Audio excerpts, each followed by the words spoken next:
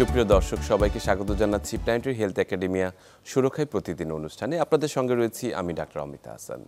আজ 14ই নভেম্বর সমগ্র বিশ্বের সঙ্গে বাংলাদেশে উদযাপিত হচ্ছে বিশ্ব ডায়াবেটিস দিবস বা ওয়ার্ল্ড ডায়াবেটিস ডে। আমরা জানি যে এটি একটি বড় প্ল্যাটফর্ম এবং সমগ্র বিশ্বের যত ডায়াবেটিস আক্রান্ত রোগী রয়েছেন এবং যাদের আক্রান্ত হওয়ার ঝুঁকি রয়েছে সবাইকে নিয়ে কাজ করছে এই ডায়াবেটিস দিনের সব বাংলাদেশের সহ বিশ্বের অন্যান্য অর্গানাইজেশনগুলো।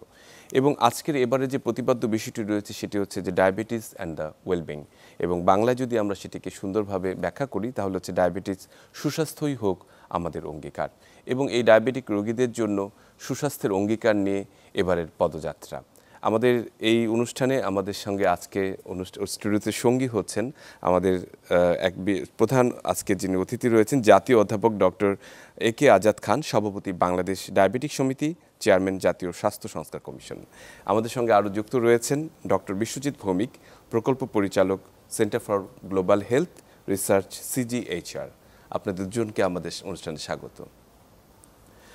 আমরা আসলে অনুষ্ঠানের শুরুতেই বলেছি যে এবারের বিষয়টি একেবারে ভিন্ন রকম, যে ডায়াবেটিক যারা আক্রান্ত রয়েছেন তাদের সুস্বাস্থ্যকে অঙ্গীকার করছি আমরা।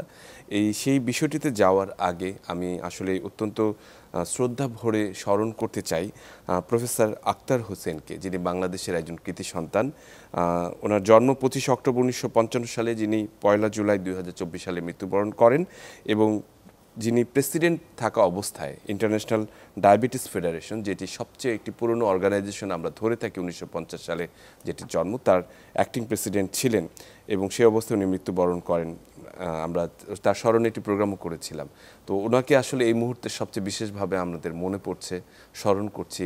বাংলাদেশের ডায়াবেটিসের একটি উজ্জ্বল নক্ষত্র হিসেবে উনি বাংলাদেশের মুখকে উজ্জ্বল করেছেন। আমি শুরুতেই আমাদের স্যারের কাছে, জাতীয় অধ্যাপক ডক্টর একে আজাদ খান স্যারের কাছে জানতে চাচ্ছি যে প্রফেসর আক্তার হোসেন সম্পর্কে যদি কিছু স্মৃতিচারণা আপনার থাকে। উনি তো পাবলিক হেলথ বিশেষজ্ঞ ছিলেন এবং নরওয়েতে অসলো বিশ্ববিদ্যালয়ের অধ্যাপক হয়েছিলেন। পরবর্তীকালে উনি আবার নরওয়ের উত্তর দিকে আরেকটি বিশ্ববিদ্যালয়ের অধ্যাপক হিসাবে উনি জয়েন করেন।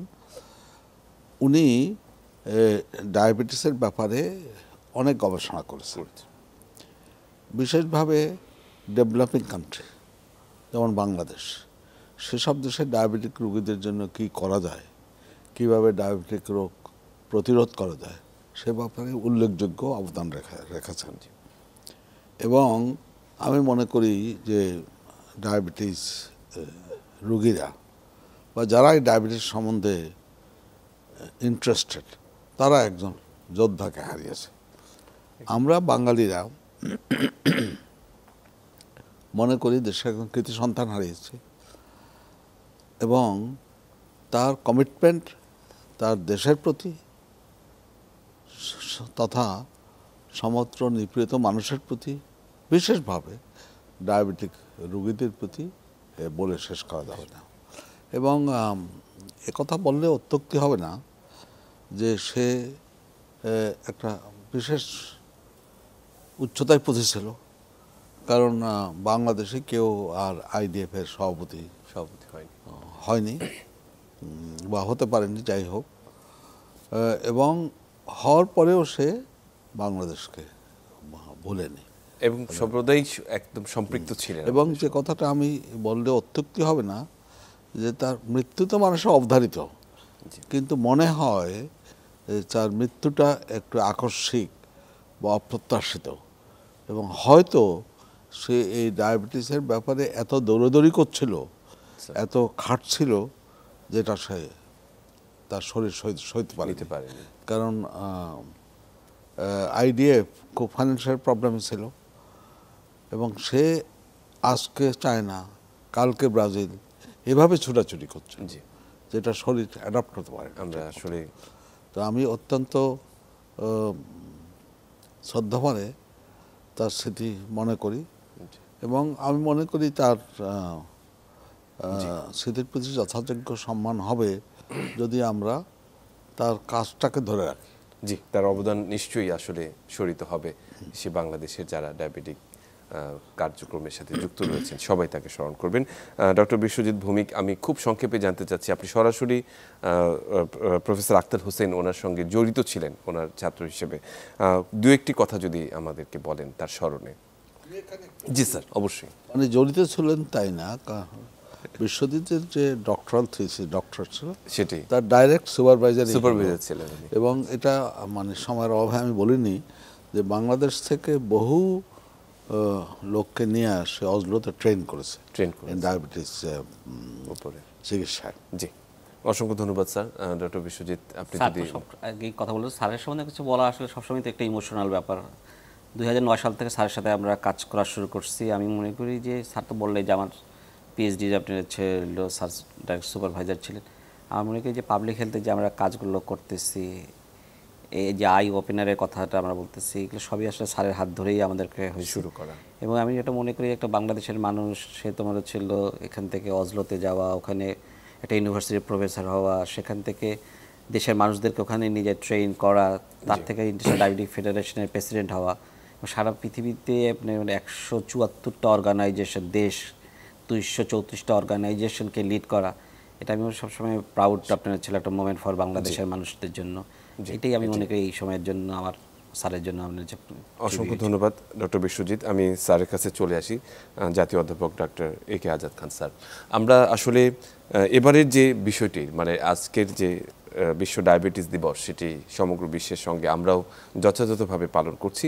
সেই প্রসঙ্গে এবারের যে প্রতিপাদ্য বিষয়টি ভীষণভাবে আমার কাছে আমার মনে লেগেছে, যে হৃদয়ে লেগেছে, যে সুস্বাস্থ্যই হোক আমাদের অঙ্গীকার, ডায়াবেটিস অ্যান্ড দ্য ওয়েলবিং। আসলে এই বিষয়টিকে যদি একটু আমাদেরকে ব্যাখ্যা করতেন, কেন আমরা আসলে এটিকে বেছে নিলাম আর কি। দেখুন, এটা তো আন্তর্জাতিক ডায়াবেটিস দিবস বা বিশ্ব ডায়াবেটিস দিবস, ইউনাইটেড নেশনসই এটা সর্বসম্মতিক্রমে 2006 সালে পাশ করে যে একটা আন্তর্জাতিক ডায়াবেটিক দিবস পালন করবে বিশ্ব। উদ্দেশ্য হলো সচেতনতা সৃষ্টি করা।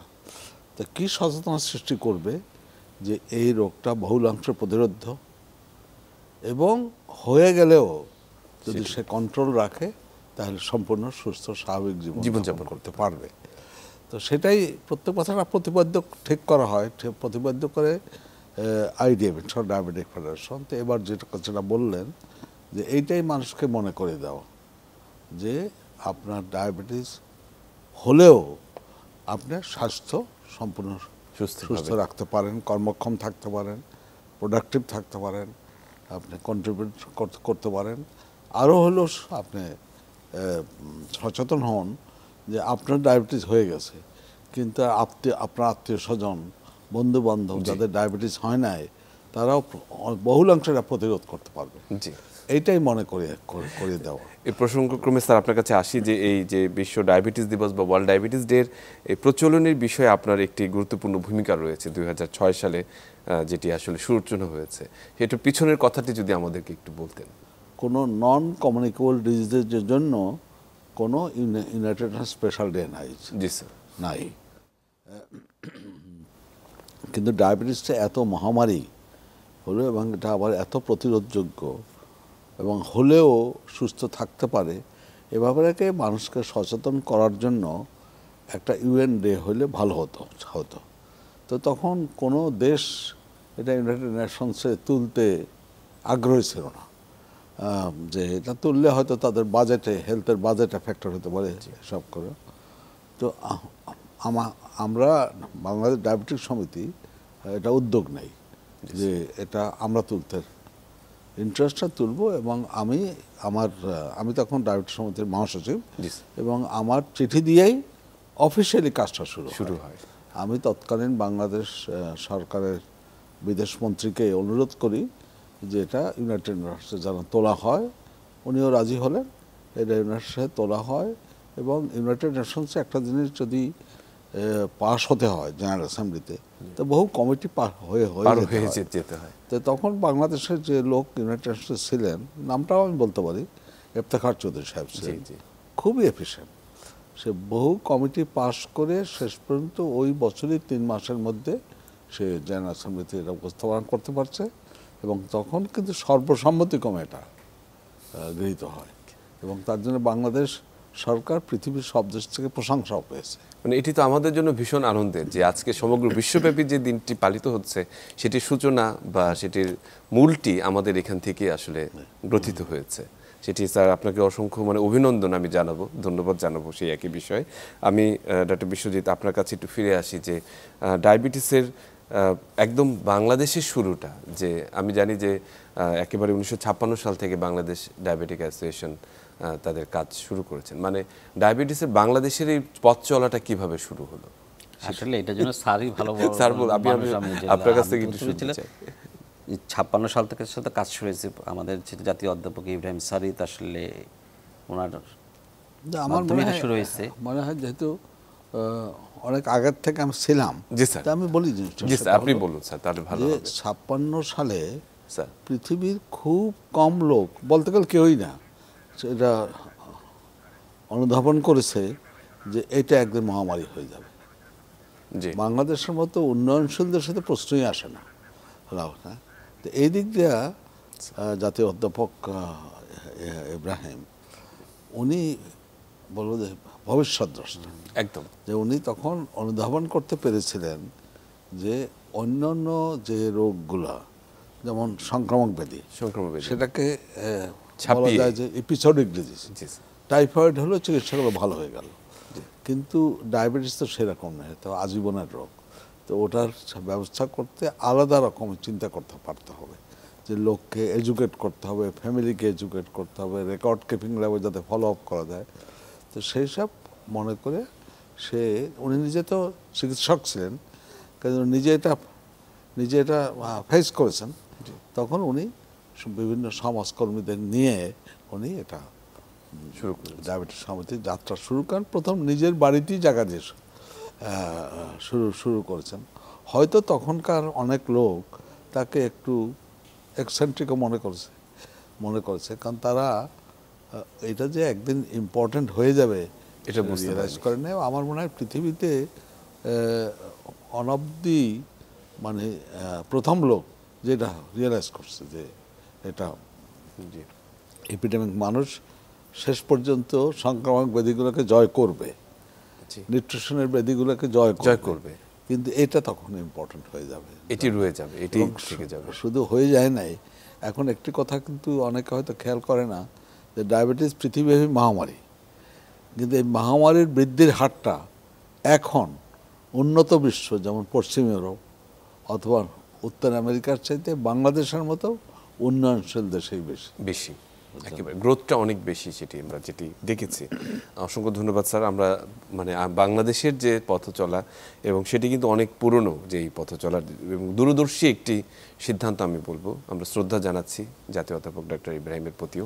একই সঙ্গে আমি ডক্টর বিশ্বজিৎ আপনার কাছে ফিরে আসি, যে ডায়াবেটিস এত দীর্ঘদিন ধরে আমাদের সবার মানে সঙ্গী হিসেবে রয়েছে, রোগ হিসেবে, কিন্তু এই বিষয়ে আসলে রিসার্চ অথবা গবেষণা বা একটি আধুনিক যে পদ্ধতি, যেভাবে আসলে আমরা একে নিয়ন্ত্রণ করতে পারি, প্রতিরোধ করতে পারি, এই বিষয়ে আমরা কতখানি কাজ করতে পেরেছি? যেহেতু রিসার্চ নিয়ে আপনি অনেকখানি কাজ করছেন, প্রকল্প পরিচালক হিসেবে আছেন সেন্টার ফর গ্লোবাল হেলথ, এবং গুরুত্বপূর্ণ কিছু রিসার্চের সাথে যুক্ত আছেন, সে বিষয়টি যদি আমাদেরকে একটু বলতেন। প্রথম ঘটনাটা হচ্ছে যে একটা ছেলে দেশের কাজ, একটা ছেলে ডায়াবেটিস সমিতির কাজের কথা যদি আমরা বলে থাকি, আমরা যদি বলে থাকি যে দেশের কাজের কথা, সেখানে তো আপনার ছেলে বিডিএস এর কাজগুলো করে থাকে। স্টেপ সার্ভে আপনার ছিল আমরা 10 সাল থেকে শুরু হয়েছে, 10 সালে হয়েছে, 18 সালে হয়েছে, তারপরে 22-23 হয়েছে। 22-23 ওই ইউনিভার্সিটি টিমের সাথে আমিও ছিলাম। এখানে একটা জিনিস আছে, গভর্নমেন্টের যে মেশিনারিজ তো অনেক বেশি ভালো কাজ করতে পারে, সেখানে বলা হয়েছে লাস্ট অনুযায়ী যে 9.7 মানে 10 জনে একজনের ডায়াবেটিস আছে। জি, এবং এখানে আরেকটা যেটা ইম্পর্টেন্ট কথা বলতেছে যে অর্ধেক মানুষই তার তোমার হচ্ছে রোগ সম্বন্ধে তোমার ছিল অবগত না।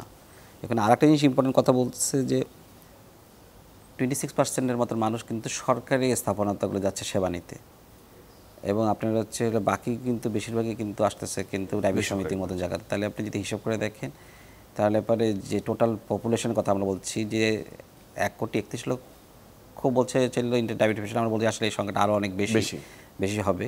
তাহলে আপনি মনে করেন এই টোটাল পপুলেশনের আপনার বলতেছে যে অর্ধেক মানুষ সেবার মধ্যে আসছে, সেইটার আপনি 60% হচ্ছে ডায়াবেটিস সমিতি আপনার ছেলে হ্যান্ডেল করতেছে এই জিনিসটা থেকে। কিন্তু এখন আমাদের দেশের মধ্যে আপনার ছিল মরবিডিটি মর্টালিটি নিয়ে যে স্টাডিগুলো হওয়ার কথা সেই জিনিসগুলোতে আপনার ছিল অত বেশি কাজ এখন পর্যন্ত হয়নি, কাজ শুরু হচ্ছে। সেখানে আসলে স্বাস্থ্য অধিদপ্তরের যে এনসিডি আপনার যে প্রোগ্রাম আছে সেখান থেকে কিছু কাজ হচ্ছে, গভর্নমেন্টের কিছু ফান্ড ছিল সেখান থেকে হচ্ছে। আর ডায়াবেটিস সমিতির কথা যদি বলে থাকেন, আসলে আমাদের প্রথম থেকেই কিন্তু প্রিভেনশনটা আপনার ছিল প্রায়োরিটি দেওয়া হয়েছে একদম ইনিশিয়েশন, মানে আমি 56 সাল থেকেই আমাদের যারা আপনার ছিল আগে যারা ছিলেন তারাও সবাই মিলে করছেন, স্যাররাও এই কাজগুলো দেখছেন। প্রথম আপনার রিসার্চ একাডেমিক যে কাজগুলো এখানে কিন্তু ডায়াবেটিস সমিতি কিন্তু শুরু করছে এখান থেকে। সেখানে যে লাস্ট যে কাজটা আমরা করছি স্বাস্থ্য অধিদপ্তরের সাথেও করছি, সেখানে আমরা দেখতেছি আসলে 22% উপরে, মানে 5 জনে 1 জনের ডায়াবেটিস আপনার, এটা কিন্তু রিয়েলিটি কিন্তু। এবং এই সময় যতগুলো স্টাডি হয়েছে আপনার যে ইন্ডিয়াতে, পাকিস্তানে, মিডল ইস্টে, সেখানেও দেখা যাচ্ছে 4 জনে 1 জন, মানে আসলেই রোগ বাড়তেছে।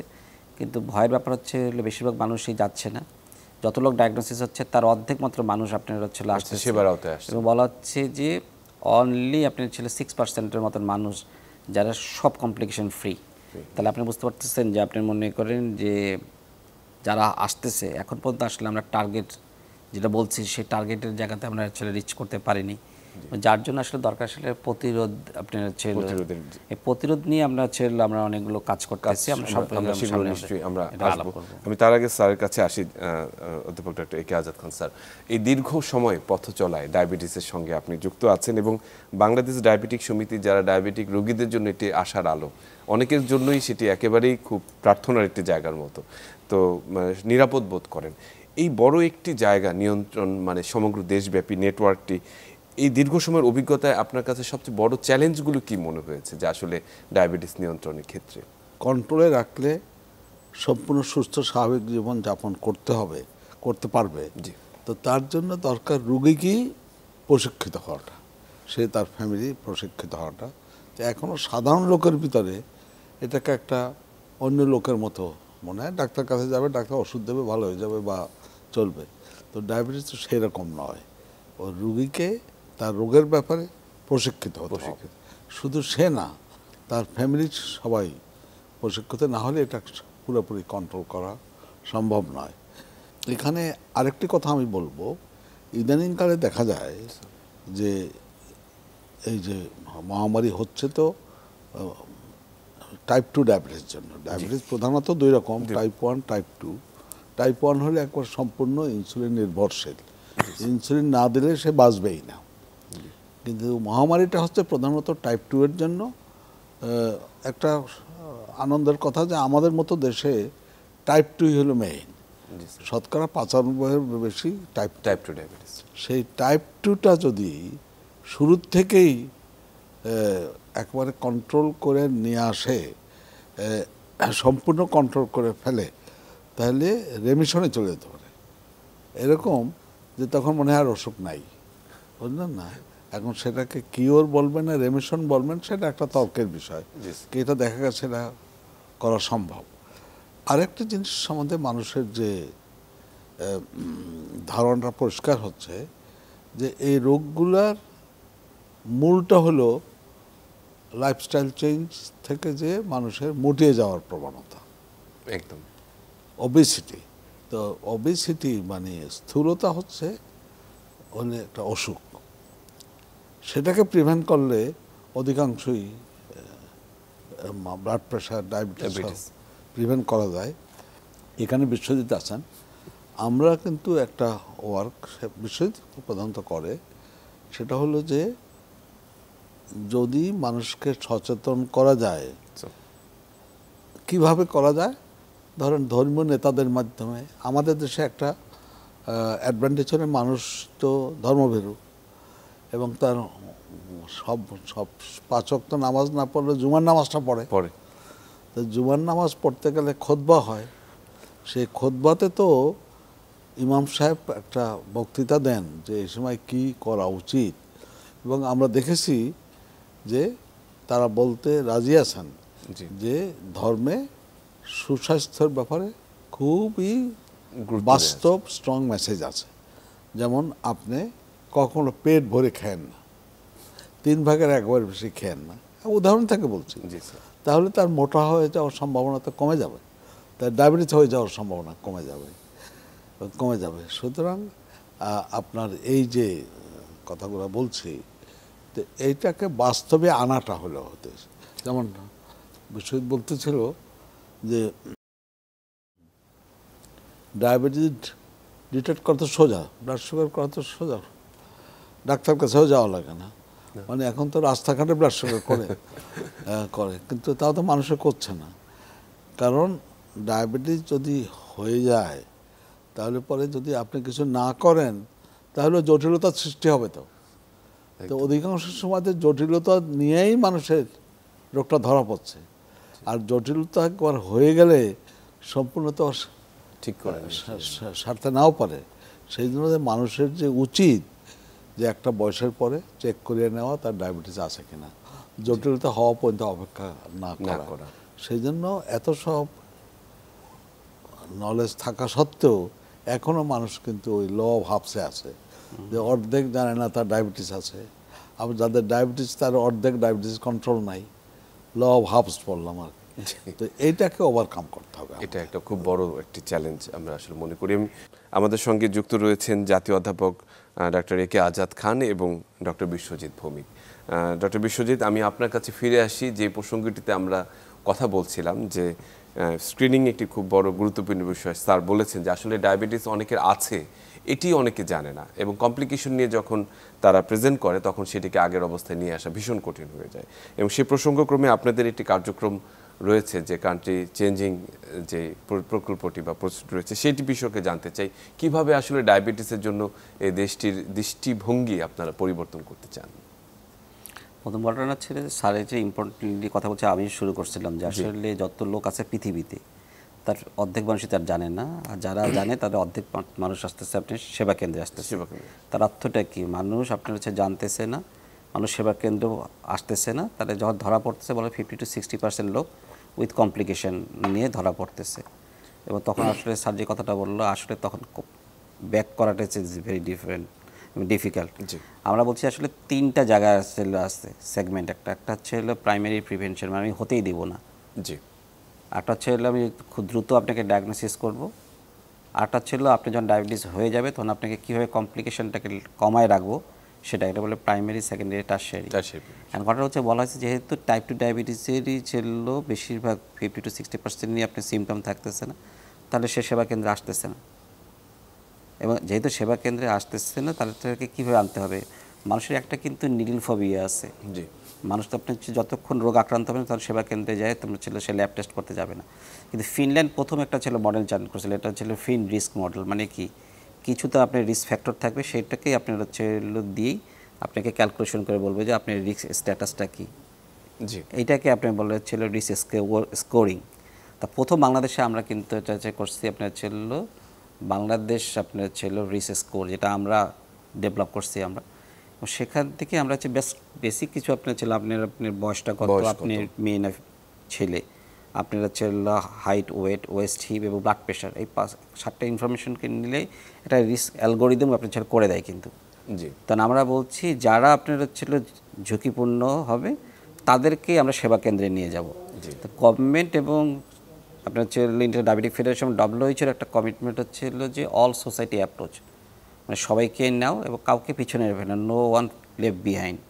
এই পলিসিটি কিন্তু হচ্ছে আমাদের কান্ট্রি চেঞ্জিংয়ের একটা কিন্তু বড় একটা ছিল, মানে আমরা সবাইকে নিয়ে গভর্নমেন্ট, হচ্ছে নন গভর্নমেন্ট অর্গানাইজেশন, কমিউনিটি সবাইকে এনগেজমেন্ট করার জন্য আমরা একটু আগেই বলছি এবং পরবর্তী স্যারও বলবে যে আমরা আসলে কিন্তু ডায়াবেটিস সমিতির পুরা কিন্তু কমিউনিটি এবং রুরাল এরিয়াতেও কিন্তু আমাদের কিন্তু স্ক্রিনিং পলিসি চালু করছি আমরা। তা আমরা বলছি যে কমিউনিটি লেভেলেই, হাউস হোল্ডেই আমরা এই অ্যাপস দিয়ে ডিসিজ স্ক্রিনিং করে ফেলবো। যারা আপনার হচ্ছে ঝুঁকিপূর্ণ হবে, অধিক ঝুঁকিপূর্ণ, তাদেরকে কী করবো আমরা হচ্ছে ব্লাড সুগারটা পরীক্ষা করব। এটা কমিউনিটি ক্লিনিক লেভেল আছে, ডায়াবেটিস সমিতির আপনার হচ্ছে বেশ কিছু স্ক্রিনিং সেন্টার আছে থ্রু আউট দ্য কান্ট্রিতে আছে। এদের যারা ধরা পড়বে তাদেরকে তখন আমরা বলছি কি কমিউনিটি এনসিডি কর্নার আছে কিন্তু আপনার কোথায় উপজেলাতে, সেটা সরকারের ডায়াবেটিস সেন্টারগুলোতে আছে। সেখানে যারা কী করবে, সেখানে যায় তারা আপনার হচ্ছে প্রপার ট্রিটমেন্টটা হচ্ছে ডায়াগনোসিস করে ট্রিটমেন্টটা নেবে, ওষুধটা নেবে। কিন্তু এখানে একটা জিনিসটা আছে কি, সরকার কিন্তু ইতিমধ্যে কী করতেছে, সেখানে কিন্তু ওষুধ দিচ্ছে, ফ্রি ওষুধ দিচ্ছে, কিছু টেস্ট করতেছে। প্রপারলি যে টেস্টগুলো মানে একটা কথা বলছেন at the time of diagnosis 50-60% আপনার কী থাকে, তার তো কোনো কমপ্লিকেশন থাকতে পারে, সেই কমপ্লিকেশন স্ক্রিনিংটা নেই। জি। সেইখানে আমরা কী করছি, ডায়াবেটিক সমিতি এবং সরকার মিলে আরেকটা কম্পোনেন্টকে অ্যাড করছি, সেটা হচ্ছে মোবাইল ডায়াবেটিস কেয়ার। এখানে আমরা করতেছি কি, যেখানে রিসোর্স নেই, মানে যে রুরাল এরিয়াগুলো আপনার হচ্ছে ভিলেজ এরিয়াগুলোতে, রিসোর্সফুল এরিয়াগুলোতে এটা বছরে একবার এই গাড়িটা আপনার ছিল যাবে। সেখানে আমাদের কিন্তু চোখ, কিডনি, লিভার, রক্তের চর্বি, যেগুলো কমপ্লিকেশন স্ক্রিন করতে হয়, ফুড, ঠিক আছে, ইভেন আপনার সোনোগ্রাম করা, ইসিজি করা, হ্যাঁ, সেখানেও কিন্তু আপনার কী করছে, আমাদের কিন্তু এই স্ক্রিনিংগুলো করা আছে। এটা কিন্তু জাপানের একটা মডেল, কিন্তু জাপান কিন্তু বছরে একবার কিন্তু কমপ্লিকেশন স্ক্রিনিং করে। তাহলে আমরা দুইটা নিচ্ছি, একটা হচ্ছে একদম হাউস হোল্ড লেভেলে আমরা হচ্ছে অ্যাপস দিয়ে স্ক্রিনিং করবো, করে তাদেরকে তোমার হচ্ছে আমাদের হেলথ ফ্যাসিলিটি নিয়ে তাদের সুগারটা করে ট্রিটমেন্টের জন্য আমরা এনসিডি কোনো ডায়াবেটিস সমিতি সেন্টারগুলোতে পাঠাবো, বছরে একবার আমরা কমপ্লিকেশন স্ক্রিনিংগুলো করবো।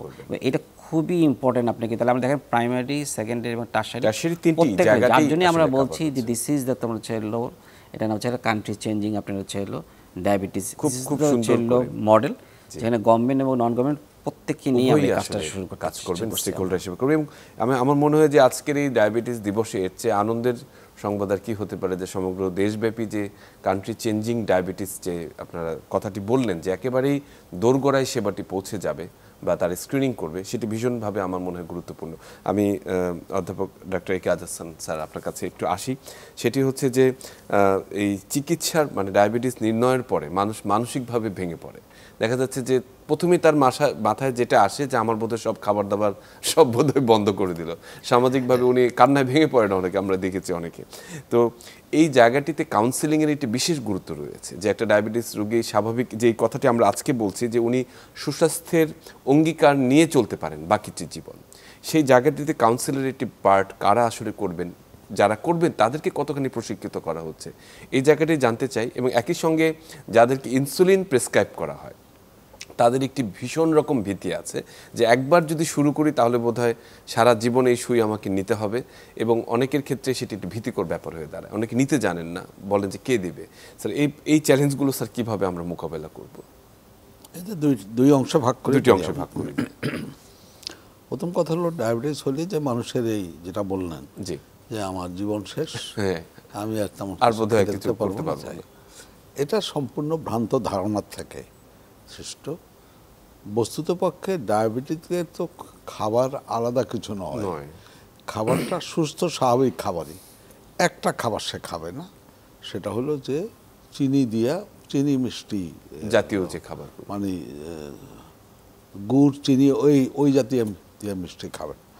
কারণ হলো ওটা তো তাড়াতাড়ি শোষিত হয়ে যায়। তো একজন ডায়াবেটিক, একজন নন ডায়াবেটিকে একটা তফাৎ থাকবেই। একজন নন ডায়াবেটিক মানে সুস্থ লোক, সে যতখানি ইনসুলিন তৈরি করা দরকার সে ততখানি তৈরি করে, সেটা ডায়াবেটিস কখনোই পারে না। সুতরাং তাকে এইটা মানতে হবে। এখন এখানে কিন্তু আমি একটা দার্শনিক কথা বলি, এই যে আমরা সুগার খাই, এটা তো সত্যিকার অর্থ বলে ন্যাচারাল ফুড না। দেখেন নেচারে তো কোথাও সুগার নাই। এই যে এমনকি আখ, যার থেকে সুগার তৈরি করে, বা বিট থেকে সুগার তো আর্টিফিশিয়ালি তৈরি করা হয়। আপনি একটা সাধারণভাবে দেখেন যে মায়ের দুধ, তাকে চিনি মিশাই তো খাই না। অত মা যদি বেঁচে না থাকে, তাই গরুর দুধ খাওয়ার সময় তার চিনি মিশাই দিই, এটা একটা অ্যাকোয়ার্ড হ্যাবিট, বুঝলেন না? তো সুতরাং ওই চিনি খাওয়া, বেশি লবণ খাওয়া, এটা একটা অ্যাকোয়ার্ড হ্যাবিট। তো সেটা মানুষকে কাউন্সেলিং করতে হবে। নতুবা সুস্থ স্বাভাবিক খাবারই তো। যদি সে ওজন বেশি থাকে তাহলে সে ক্যালোরি কম করে খাবে। বস্তুতপক্ষে বাংলাদেশের মতো দেশে যে মানুষ মুটিয়ে যায়, তা প্রধানত বেশি ভাত খাইয়েই মুটিয়ে যায়। কার্বোহাইড্রেট মানে ভাতের একটি বড় একটি গুরুত্বপূর্ণ। তাহলে এটা হলো ওই দিকটার কথা। আপনি যে ইনসুলিনের কথাটা বলছেন, সে ব্যাপারে আমি একটু সময় নিয়ে বলতে চাই, কারণ এটা মানুষের খুব ভ্রান্ত ধারণা যে ইনসুলিন না নিলে চলে কিনা ইত্যাদি ইত্যাদি। দেখেন, মানুষকে সুস্থ স্বাভাবিক তো বিভিন্ন রকম হরমোন লাগে, তো সব হরমোনগুলো কিন্তু বেঁচে থাকার জন্য অপরিহার্য নয়। এবং বুঝাবার জন্য বলছি যে আগে আমরা গরুকে, ষাঁড়কে ক্যাস্ট্রেট করে বলদ বানাতাম না, তা নাহলে তাদের চাষ করা যায় না, তো ওরা তো পোষ মানে না। তো তো ও যদি আপনি ক্যাস্ট্রেট করে বলদ বানান, বলদটা কি মরে যায়? না। কিন্তু সে প্রক্রিয়েট করতে পারে না, বাচ্চা করতে পারে না, তাই না? তাহলে বেঁচে থাকার জন্য অপরিহার্য নয়, এখন সম্পূর্ণ নর্মালের জন্য অপরিহার্য, তাই না? তো ইনসুলিন হচ্ছে এমন একটা হরমোন যেটা বেঁচে থাকার জন্যই অপরিহার্য, এবং এটা এইরকম ক্রুশিয়াল যে যত রকম জন্তু আছে সবার ইনসুলিন আছে, এবং একটার ইনসুলিন আর একটাতে কাজ করবে, যদিও তার স্ট্রাকচার তফাৎ থাকতে পারে, বললেন না? সুতরাং যদি কারোর শরীরে ইনসুলিন না থাকে, তাকে বেঁচে থাকতে হলে ইনসুলিন নিতেই নিতে হবে। এটা হলো এক নম্বর কথা। দ্বিতীয় কথাটা হলো যে ইনসুলিন নিতে যে ভয়, ভীতি, সেটা ইনজেকশন ভীতি। ইনজেকশন ভীতি তো একটা থাকেই মানুষের, কিন্তু বস্তু আসলে বর্তমানে দেওয়ার ব্যবস্থা এরকম হয়ে গেছে যে পেন ডিভাইস হয়ে গেছে, সুই এত ফাইন হয়ে গেছে, এত মসৃণ হয়ে গেছে যে আপনি দিলে পিঁপড়ার কামড়ের মতো মনে হবে না।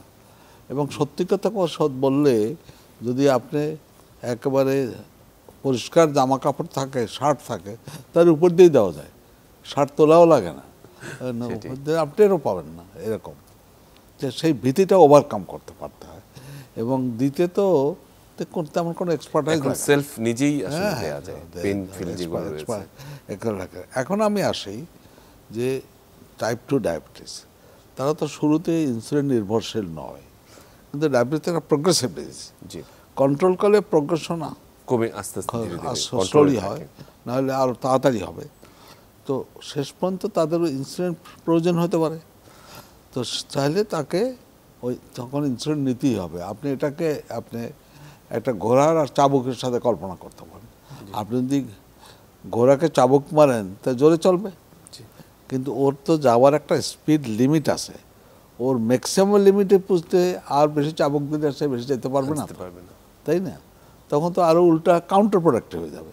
সেই রকম মানে আপনি যখন মুখে ওষুধ খেলেন বা করলেন কন্ট্রোল থাকলে, কিন্তু আর কন্ট্রোল হচ্ছে না ওষুধ দিয়ে, ম্যাক্সিমাম খায়, তখন বেশি দিয়ে কিন্তু হবে না, তাকে ইনসুলিন নিতে হবে। সেক্ষেত্রে অনেক সময় ইনসুলিন নিয়ে কন্ট্রোল হয়ে গেলে আবার ইনসুলিন উইথড্র করা যেতে পারে। কিন্তু জিনিসটা হলো শরীরে তার ইনসুলিন যদি না থাকে তাহলে তাকে ইনসুলিন নিতেই হবে। অবশ্যই। সেই জন্য আমরা বলি টাইপ 1 ডায়াবেটিস যারা ইনসুলিন ডিপেন্ডেন্ট, তাদের জন্য ইনসুলিন হচ্ছে হিউম্যান রাইট। একদম। কারণ সে তো আমার যেরকম আপনার যেরকম পানি দরকার, খাবার দরকার, অক্সিজেন দরকার, ওর তেমন ইনসুলিনও দরকার, তাই না? সব লোকেরই, তাই না? তো সেই জন্য এটা সমাজকে বুঝতে হবে। নিশ্চয়ই। অসংখ্য ধন্যবাদ স্যার। আমি ডক্টর বিশ্বজিৎ আপনার কাছে একেবারেই টেক হোম মেসেজ নিয়ে শেষ করতে চাই। যদি আজকের এই ডায়াবেটিস দিবসে ছোট্ট একটি মেসেজ আমাদেরকে দেন যে কি আসলে মেসেজ বলছি যে আমরা সবাই ঝুঁকির মধ্যে আছি, যারা 18 বছরের আপনার ঊর্ধ্বে সকল মানুষকেই আপনার হচ্ছে তাদের ছেলের স্ক্রিনিং করা উচিত। এবং আমরা মনে করি এখানে লিঙ্কটা দেওয়া আছে থাকতে পারে। এবং বড় কথা যে আমরা 14ই নভেম্বর থেকে 14ই ডিসেম্বর মধ্যে 1 বছর মানে মাসের সময়ের মধ্যে আমাদের টার্গেটটা ছিল 1 কোটি লোককে এই ঝুঁকি নির্ণয় করে ফেলার। এবং আমরা মনে সবাই এটার মধ্যে ছেলে তাদের ঝুঁকিটাকে করা উচিত। সুস্বাস্থ্য যদি আমাদের ছেলে অঙ্গীকার হয়ে থাকে, তাহলে আসলে আমাদের স্ক্রিনিং করে এই ঝুঁকিটা তোমাদের ছেলে বের করে ফেলা উচিত। একটা গুরুত্বপূর্ণ কথা বলতে স্যার, আপনার কাছ থেকে সর্বশেষ বলবো যে আপনি চেয়ারম্যান জাতীয় স্বাস্থ্য সংস্কার কমিশন, আমরা যে সুন্দর ভবিষ্যতে স্বপ্ন দেখছি সুন্দর স্বাস্থ্যের, তো সেক্ষেত্রে ডায়াবেটিসকে আসলে জাতীয় পর্যায়ে একেবারে ন্যাশনাল পলিসিতে আরও কতখানি গতিশীল করা যায়, এই বিষয়ে যদি কোনো জাস্ট একটি টেক হোম মেসেজ দিয়ে আমাদের শেষ করতে। না, তো টেক হোম মেসেজ তো হলো একটা, আমি বলবো যে ইনসুলিন যাদের একেবারে দরকার, তো সেটা আমাদের নৈতিক দায়িত্ব সেই ইনসুলিনটা তার মানুষের, এবং সেটি আসলে অনেকে কিনতে পারেন না বা অনেকে করতে পারেন, সেক্ষেত্রে সরকারি পর্যায়ে তাদেরও দিতে পারাটা আমাদের নৈতিক দায়িত্ব। বলছে সরকারও নৈতিক দায়িত্ব দিতে পারাটা, এই ওষুধগুলো প্রোভাইড করার। তো অসংখ্য ধন্যবাদ স্যার আমাদের সাথে আজকে যুক্ত হওয়ার জন্য, এবং আশা করছি যে এই ওয়ার্ল্ড ডায়াবেটিস ডেতে সবার সুস্বাস্থ্য নিশ্চিত হোক, এবং জাতীয় এবং আমাদের আন্তর্জাতিক পর্যায়ে বাংলাদেশ যে ডায়াবেটিসের যে গতিশীল নেতৃত্ব দিচ্ছে সেটি আরও সুসংহত হোক। এবং আপনাকে অসংখ্য ধন্যবাদ ডক্টর বিশ্বজিৎ আমাদের সঙ্গে যুক্ত থাকার জন্য। সুপ্রিয় দর্শক, আজকে আমরা যে ঝুঁকির মুখে আছি, যে ডক্টর বিশু যে কথাটি বললেন যে বাংলাদেশের যে 18 বছর উপরের প্রত্যেকেই ডায়াবেটিসের ঝুঁকির মুখে আছে এবং সেটি সংখ্যাটি কিন্তু অনেক বেশি। দেখা যাচ্ছে প্রতি 5 জনের একজন এই ডায়াবেটিস বা 4 জনের একজন ডায়াবেটিস ঝুঁকির মুখে আছেন বা আক্রান্ত হচ্ছেন। কাজে এখনই সময় হয়েছে যে ডায়াবেটিসকে যথাযথভাবে নির্ণয় করার, সঠিক সময় নির্ণয় করা এবং সঠিক চিকিৎসা এবং জীবনযাত্রার যে পদ্ধতি সেটিকে সঠিকভাবে পালন করার। সবাই ভালো থাকবেন, ডায়াবেটিস থেকে ঝুঁকিমুক্ত থাকবেন, সুস্থ থাকবেন।